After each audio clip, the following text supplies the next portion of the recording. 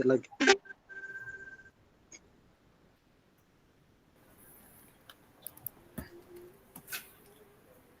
Oke Pak Andre, kawan-kawan, mohon izin daun salam di rumah Bu Yolanda Tri Putri.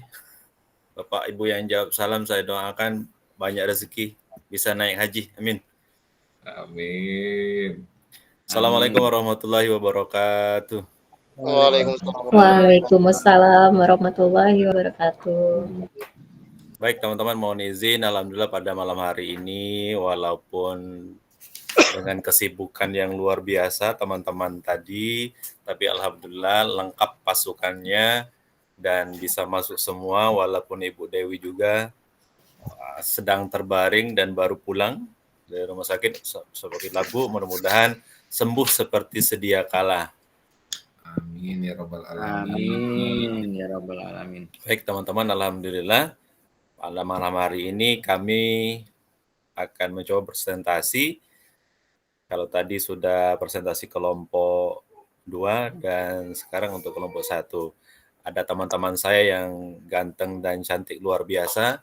Pemateri pertama adalah Pak Reza Rahardian atau sering kita panggil dengan Pak Eko Lesmono. Yang kedua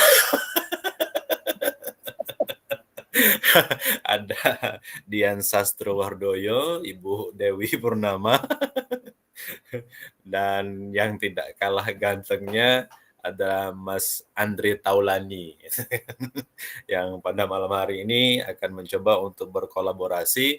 Dan mohon maaf Pak Charlo, izin salam hormat walaupun bukan alat pemuas, tapi mungkin nanti ada bahasa-bahasa yang kasar. Terus terang kami ini bukan makhluk halus Pak Charlo.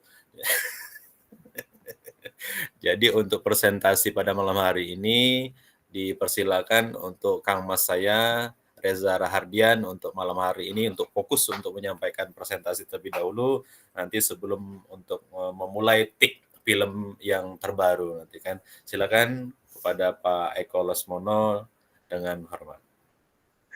Baik, terima kasih. Ini Pak Peri ini ada ayak-ayak wae kalau orang Bandung bilang ya. Baik, kami akan memulai presentasi dari kelompok 1. Tadi sudah diperkenalkan artis-artisnya di kelompok 1 oleh Pak Peri. Sebelum saya memulai, izinkan saya juga menyampaikan pantun. Nasihat orang tua jadi pengingat, rajin ibadah jadi lepatu. Sambut salam saya dengan hangat. Assalamualaikum warahmatullahi wabarakatuh. Waalaikumsalam warahmatullahi wabarakatuh. Ya, rejak belimbing dan jambu batu lebih nikmat dengan terasi. Izinkan kami kelompok 1 presentasi di sesi ruang kolaborasi. Oke, baik. Kita langsung ke apa yang menjadi program dan tujuan program kami hasil diskusi di kelompok 2. Antara lain adalah tema programnya adalah simple dan mungkin ini sering dilakukan di sekolah-sekolah Bapak Ibu juga, khususnya di sekolah-sekolah SD biasanya ini ya. Namun pastinya juga ada di SMP dan juga di SMA. BIMTAK, Bina Iman dan Takwa, yang lebih fokus adalah ke judul programnya membangun kesadaran spiritual siswa, menyentuh aspek keimanan dan ketakwaan siswa menuju generasi berkarakter. Apa yang menjadi tujuan dari program ini adalah bagaimana meningkatkan pemahaman dan kesadaran siswa tentang pentingnya keimanan dalam kehidupan sehari-hari, serta bagaimana membangun komunitas sekolah yang nantinya akan bisa mendukung dan mendorong pertumbuhan spiritual dan moral siswa, kemudian juga dapat memberikan landasan moral dan spiritual yang kokoh bagi siswa untuk menghadapi masa depan dengan keyakinan dan optimisme. Kemudian apa sih terkait dengan program BIMTAK ini? Kami jabarkan di ringkasan program bahwa program BIMTAK ini adalah suatu program di mana program ini dapat mengembangkan keimanan dan ketakwaan di antara siswa sekolah serta membentuk karakter yang kuat dan berintegritas. Kemudian program ini juga bertujuan bagaimana nantinya untuk memberikan landasan moral dan spiritual yang kokoh bagi siswa, sehingga nantinya siswa dapat menghadapi tantangan hidup dengan keyakinan optimisme, dan juga bertujuan untuk menciptakan generasi yang memiliki nilai-nilai agama yang kuat dan mampu berkontribusi positif dalam masyarakat.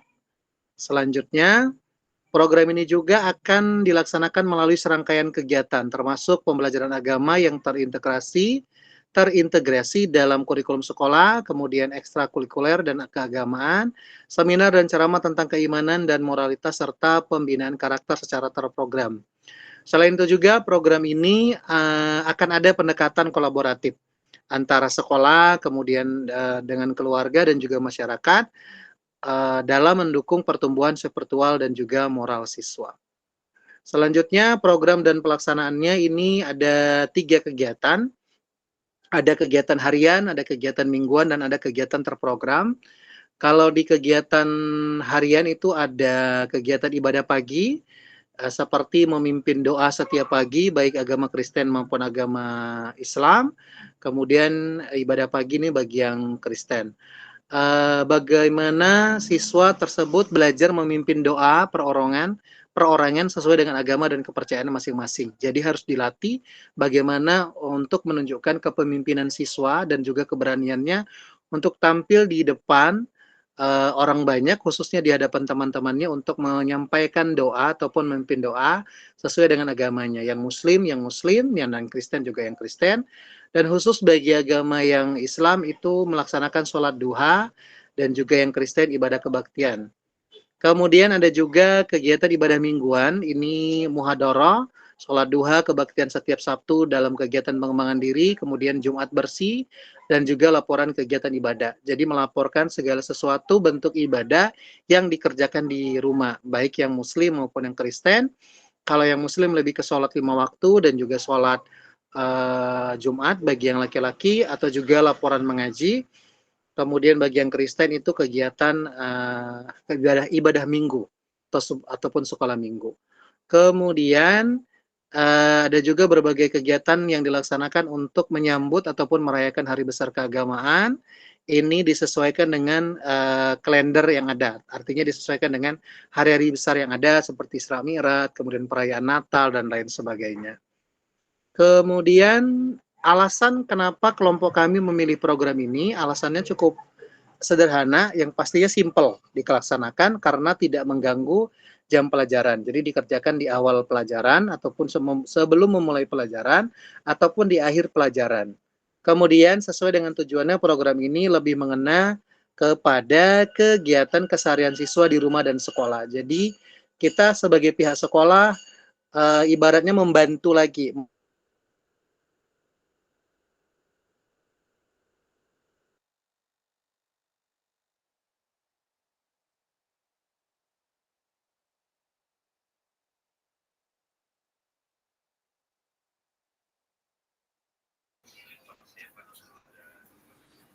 Terlempar kayaknya Pak Peri. Waduh.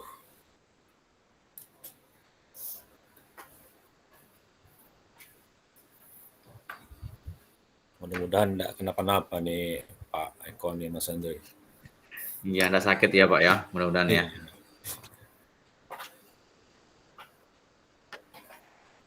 Cuma tanggapan, saran, dan juga pertanyaan kelompok ya. Kepada teman-teman, saya persilahkan dan saya kembalikan kepada Pak Peri ataupun Pak Peri sudah kembali ya. Saya kembalikan kepada moderator Pak Peri. Silakan Pak Peri. Oke, terima kasih Pak Eko. Nah, kawan-kawan, itu tadi penjelasan dari kelompok kami. Barangkali ada hal-hal yang perlu kita diskusikan atau sharing pada kesempatan malam hari ini. Kami berikan kesempatan kepada teman-teman dari kelompok 2. Kami persilakan.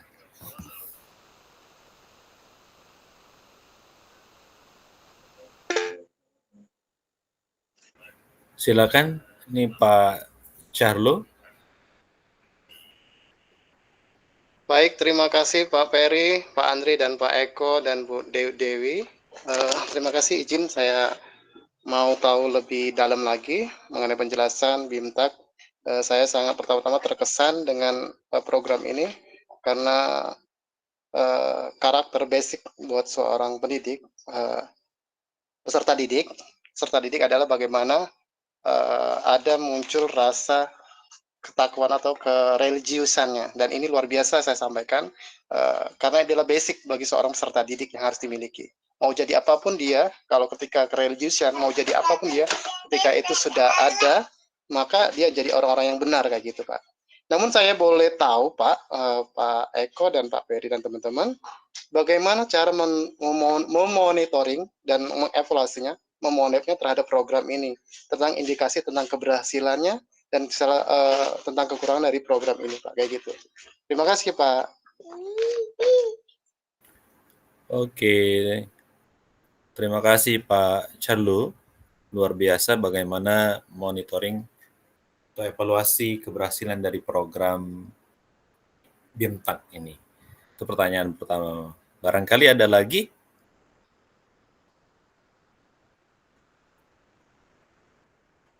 Oke, silakan Bu Nur. Ya, baik. Terima kasih, Mas Jeffrey Nicole. Saya mau bertanya kepada tadi Reza Rahardian ya, juga kepada tim artis semua. Oke, tadi disampaikan terkait dengan program. Saya nggak tahu tadi nggak ada namanya atau saya yang terlewat ya? Langsung ke tujuan ya tadi. Nah, barangkali apa ya nama yang tepat untuk program keren ini? Gitu. Jadi biar bisa menjadi sebuah identitas yang khas. Kemudian yang kedua, di mana program ini berada di antara intrakurikuler, kokurikuler, atau ekstrakurikuler. Dan apakah ini juga nanti outputnya BIMTAK SIP. Saya pikir ADC. Ada apa dengan cinta? Oke. Ada apa dengan cinta spiritual gitu ya? Oke. Ya, apakah ini termasuk intrakurikuler, kokurikuler, atau ekstrakurikuler? Sehingga kan tadi ada program harian tuh ya, ada beberapa program periodik yang sangat rinci, keren banget. Nah, apakah ini nanti salah satu outputnya juga adalah berupa penilaian yang didapat anak dan bagaimana metode pola pembinaan pendampingannya terhadap anak? Apakah ini dipegang oleh guru menjadi tugas tambahan ya di luar jam mengajarnya? Karena tadi kan dilakukan di luar jam mengajar, ataukah ini semacam peer tutor gitu dilakukan oleh teman sebaya gitu, ataukah ini misalnya gerakan relawan, misalnya sekolah mengajak alumni ataupun orang tua ataupun silver expert di lingkungannya yang berkenan menjadi volunteer di sekolah sebagai pengembang tadi BIMTAK untuk anak-anak didik kita. Itu saja, terima kasih. Oke, terima kasih Bu Nurjani. Pertanyaan yang luar biasa dari Bu Nurjani dan Pak Charlo. Apakah ini berada di ekstra, intra, seperti itu. Kemudian bagaimana pola menjalankan kegiatan ini. Mas Andri? Sedang meninggalkan tempat? Atau kembali langsung ke Pak Eko? Pertanyaan pertama dulu mungkin Pak Eko. Dari Mas Charlo.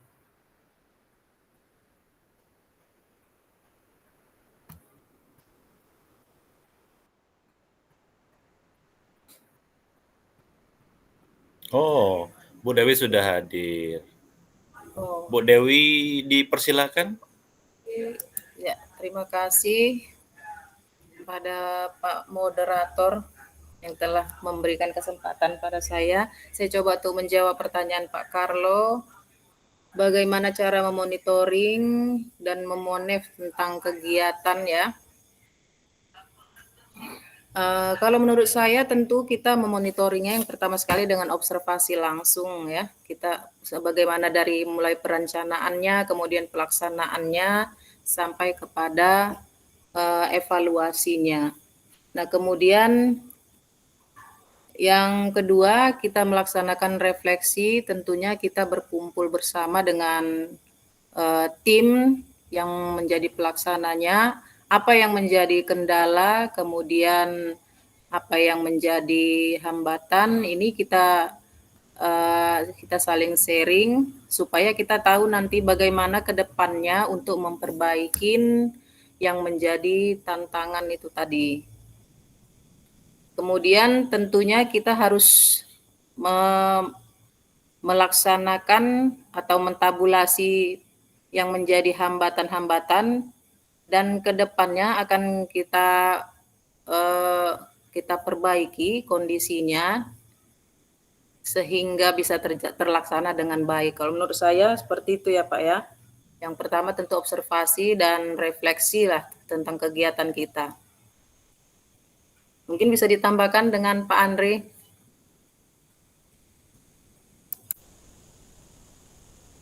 Oke, terima kasih Bu Dewi. Mas Andre mau nambahkan atau ngalihkan atau bagi ya, atau mau ngurangi? Saya rasa sudah cukup jelas dari Bu Dewi tadi ya. Bagaimana cara kita mengevaluasinya, ya itu caranya adalah observasi ya, observasi setiap, karena ini kan kegiatannya kan bercampur ya antara kegiatan intrakurikuler maupun ekstrakurikuler maupun kokurikuler seperti itu.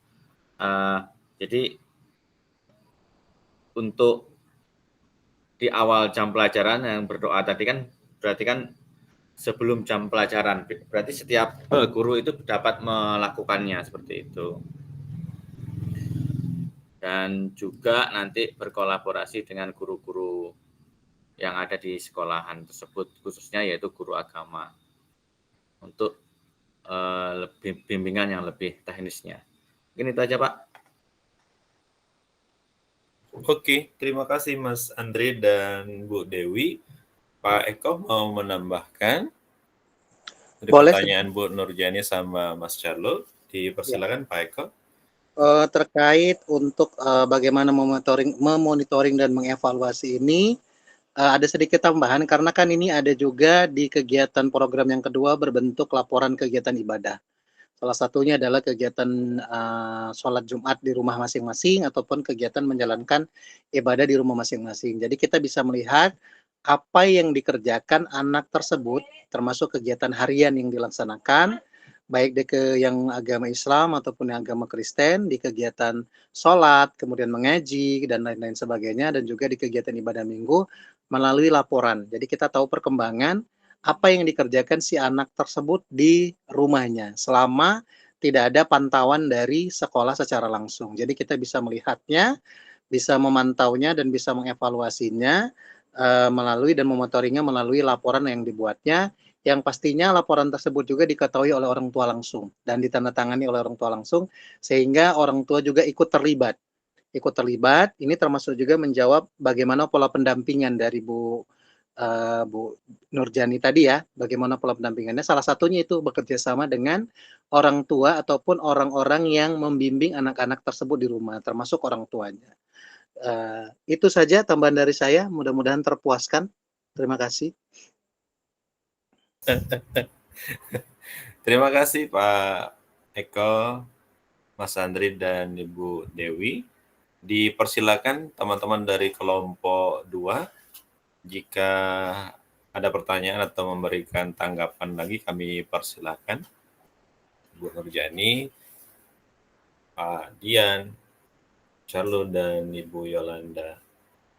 Dipersilakan ibu-ibu semuanya, dan bapak-bapak. Baik Pak Peri, mungkin sharing saja ya mengenai BIMTAK ini. Kalau di tempat kita itu ada namanya Mabit, itu Mabit itu Malam Bina Iman dan Takwa. Jadi kalau Malam Bina Iman dan Takwa itu sama seperti kayak Pak Eko tadi, ada sejenis laporan selain melakukan observasi dan lain sebagainya, tetapi tetap ujung dari program ini adalah habit atau kebiasaan. Jadi kayak gitu ya Pak ya, Pak, kayak gitu. Jadi untuk menilai keberhasilan indikasi dari monet kita tentang program ini adalah habit kebiasaan dari anak. Apa yang sampai Pak Eko tadi benar. Jadi kita bisa mengetahui laporan dari anak bagaimana ketika dia melaksanakan seorang muslim melaksanakan sholat, sudah ada laporan terbiasanya melaksanakan sholat kayak gitu. Kalau dia muslim sebagai sering baca Al-Quran, maka sudah terbiasanya baca Al-Quran. Nah ini bagian dari ujung hilirisasi dari program BIMTAK tadi, Bina Iman dan Takwa. Kalau di kita Mabit itu Malam Bina dan Takwa itu hilirisasinya bagaimana kita tercapai nanti secara visualnya itu kita terbiasa membaca Al-Quran 1 juz 1 malam kayak gitu. Mabitnya ditambah lagi dengan itikaf di masjid dan lain sebagainya. Jadi hilirisasinya ada memang yang disampaikan Pak Eko tadi, saya sangat setuju, ada sejenis laporan kayak gitu. Jadi mungkin tambahan saja sebagai untuk sharing kita di malam ini. Terima kasih Pak. Oh, terima kasih Pak Charlo, ini luar biasa.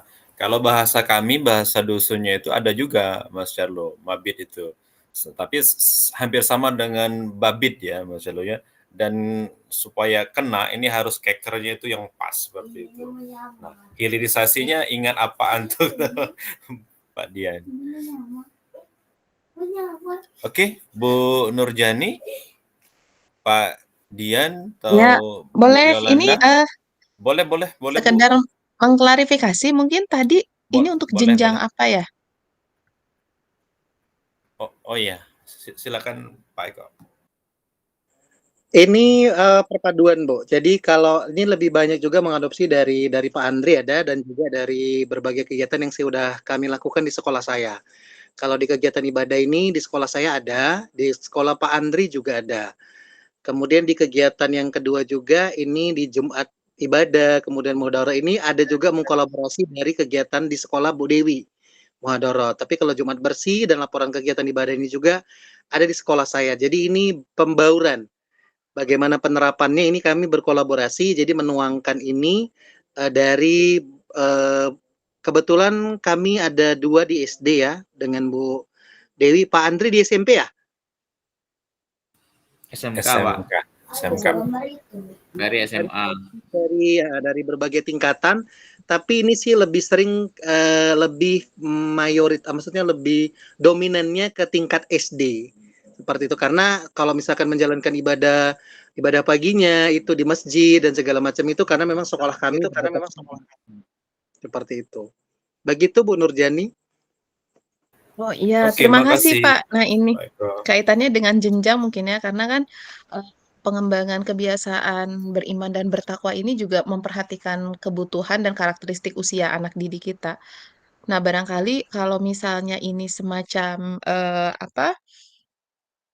inspirasi dari berbagai jenjang, nah kita bisa membuat semacam apa ya, eee, pembagian cara pembinaan gitu atau cara pengkondisian misalnya kalau untuk SD sepertinya, penyebaran media-media visual itu lebih lebih akan mematri memori anak terhadap misalnya, oh, eee, bahwa kita ketika berbicara BIMTAK itu bukan hanya ibadah-ibadah ritual, seperti sholat 5 waktu, baca Quran, tetapi juga bagaimana berbicara secara baik, tidak membuli, kemudian, jujur ketika jajan di kantin. Nah, sehingga ini bukan hanya semacam wilayah-wilayah kesalehan secara ritual, tetapi juga kesalehan-kesalehan secara sosial. Nah, mungkin, sekedar sharing aja misalnya untuk anak SD ini kan sangat sangat dibutuhkan dia lebih sering lihat media-media visual, mungkin ada disiapkan poster doa atau misalnya, eee, kata-kata mutiara yang dia bisa lihat di mana aja di sudut-sudut sekolah gitu. Kemudian, buang sampah pada tempatnya, buang mantan pada wadahnya misalnya gitu kan. Nah, itu kan, penting untuk dikondisikan untuk jenjang SD. Nah, misalnya beda lagi untuk yang SMP, SMA gitu kan. Mereka misalnya lebih senang di diaktifasi, diajak serta, dimintai pendapat, dimintai saran. Nih kita punya program ini nih, kira-kira sarannya apa? Sehingga tadi ada voice, choice, dan ownership-nya terbangun gitu. Misalnya untuk anak SMP, SMA sudah bisa mulai kita tanya kan, "Nih kita ada program ini, teman-teman maunya seperti apa? Oh Pak, gimana kalau ada sholat duha setiap hari Jumat misalnya, kita misalnya bagi-bagi, makanan sarapan untuk, orang tidak mampu di hari Sabtu nih, hari terakhir sekolah, misalnya kita keliling seperti itu. Jadi mengenalkan nilai-nilai BIMTAK ini tidak hanya di sisi-sisi ritual, karena justru yang lebih sering butuh untuk disentuh dari anak-anak kita adalah, kesadaran untuk kepedulian sosialnya. Gitu. Jadi tidak terpaku pada kegiatan-kegiatan yang lebih ritual, yang memang ini sangat penting gitu, karena banyak mohon maaf saya mohon dikoreksi, banyak dari anak kita di sekolah itu datang mereka tidak punya bekal pengalaman, pengetahuan keagamaan di rumah, karena mereka nggak ngaji, mereka juga lebih banyak, di depan layar gitu, screen time, sehingga di sekolah menjadi harapan besar mereka dapat semuanya gitu. Sehingga sekolah tuh jadi one stop shop, bisa akademik, ngajarin ngaji, bisa life skill, bisa nyiapin buat kuliah segala macem gitu, pokoknya segudang gambreng ada di sekolah gitu. Nah, barangkali ini juga, bisa ditimbangkan untuk lebih sensitif terhadap, karakteristik usia anak didik kita, apakah SD, SMP, atau SMA. Terima kasih.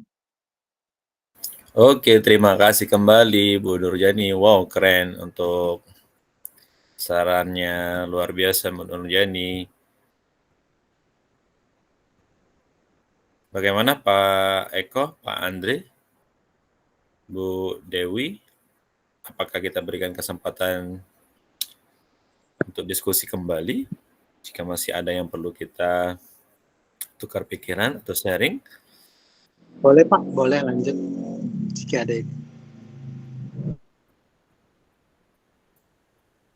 Gimana nih kawan-kawan dari kelompok 2? Masih adakah yang perlu kita diskusikan untuk malam hari ini? Sepertinya cukup Pak dari kelompok kami untuk pertanyaannya. Oh, cukup ya badannya? Alhamdulillah. Pak Eko mungkin closing statement dipersilakan. Atau Mas Andri atau Pak Eko? Pak Eko ya? Boleh sedikit dari saya. Jadi merangkum dari apa yang menjadi saran juga ya, masukan kepada kelompok kami, termasuk dari Pak Carlo tadi ya, ujungnya adalah hasilnya adalah bukan hanya dengan laporan ataupun dengan pantauan saja atau dengan monitoring saja, tapi hasil yang akurat adalah menjadi habit. Benar sekali ya, menjadi kebiasaan bagi anak tersebut, baik kegiatan ini dilaksanakan di rumah maupun di sekolah.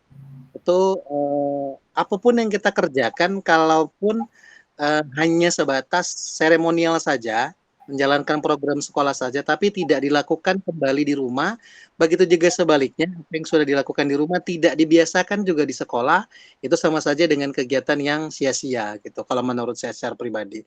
Jadi sangat luar biasa ya, menerima pendapat ataupun masukan dari kawan-kawan semuanya, termasuk tadi dari Bu Nurjani tadi membuat dengan visual-visual ya di dinding sekolah dan segala macam. Alhamdulillah di sekolah kami juga sudah membuat seperti itu, dan itu menjadi juga bahan literasi juga sama anak-anak gitu ya. Termasuk stop bullying, kemudian anti kekerasan, dan kemudian bagaimana cara berwudu, kemudian susunan doa-doa kata-kata mutiara itu ada. Memang tidak semua hal itu menarik bagi anak-anak. Ya, tidak semuanya anak-anak tertarik dengan hal itu, tapi ada dari sekian banyak pasti ada yang tertarik dan menjadi bahan pertanyaan bagi mereka. Itu sudah kita kerjakan dan tidak segampang, walaupun hanya tingkat SD, tidak segampang memutar balikkan telapak tangan ya. Itu juga butuh proses menjadi kebiasaan yang baik dikerjakan di sekolah maupun di rumah. Itu saja dari saya Pak Peri. Saya kembalikan kepada Pak Peri, mungkin dari rekan-rekan yang lain ingin menambahkan. Oke, terima kasih Pak Eko. Mas Andri gimana? Ada yang perlu disampaikan kembali atau Bu Dewi? Apakah sudah cukup? Cukup Pak. Oke, alhamdulillah. Terima kasih kawan-kawan baik dari kelompok 1 dan kelompok 2 kita berada di ujung atau di akhir sesi pertemuan through call pada malam hari ini. Terima kasih atas kesempatannya. Tolong sampaikan salam saya kepada keluarga tercinta di rumah. Mudah-mudahan kita selalu diberikan keberkahan oleh Allah Subhanahu wa taala, apa yang kita laksanakan selalu diridhoi, dan tentunya kegiatan ini Bapak dan Ibu lulus semuanya. Amin. Amin. Demikian dari kami kelompok 1 dan saya. Wassalamualaikum warahmatullahi wabarakatuh. Waalaikumsalam. Waalaikumsalam warahmatullahi wabarakatuh. Waalaikumsalam warahmatullahi wabarakatuh. Waalaikumsalam warahmatullahi wabarakatuh.